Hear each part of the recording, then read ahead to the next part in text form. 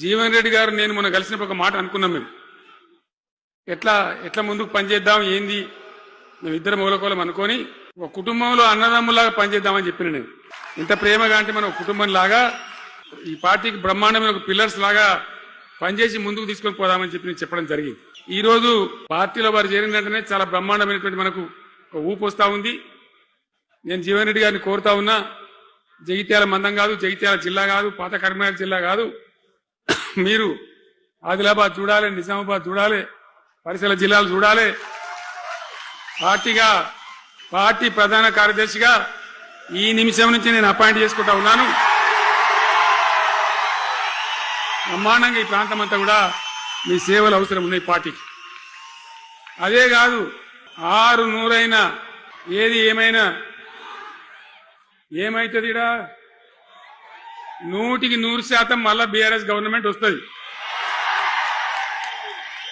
వస్తుందా? వస్తుందంటూ చేయలేవట్టుంది. ఒకసారి కెమెరాలు కట్ట దింపురా బాబు, వస్తుంది కదా.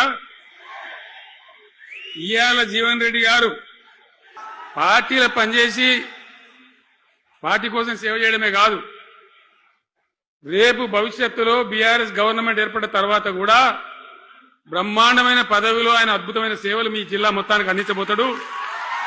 తెలంగాణ రాష్ట్రానికే ఆయన సేవలు అందించబోతాడు. ఇది నా మాట, కేసీఆర్ మాట అని నేను జగిత్యాల గడ్డ మీద చెప్తా ఉన్నా. నేను ఎక్కడైనా మాట ఇచ్చినంటే తప్పలే. కాబట్టి జీవన్ రెడ్డి గారిని మీరు జగిత్యాల మందం మీరు యుద్ధం చేయాలి. యుద్ధం చేసేదానికి ఆయన ముఖాబిల మనిషే లేడీడా, మీరు సరిపోతారు. ఆయన నాకు అప్పచెప్పాల బయట పనిచేయడానికి. కరెక్టే కదా? అట్లే చేద్దామా? అట్లే ముందుకోదామా? జగిత్యాల యుద్ధం మీ వంతు, తెలంగాణ యుద్ధం మా వంతు.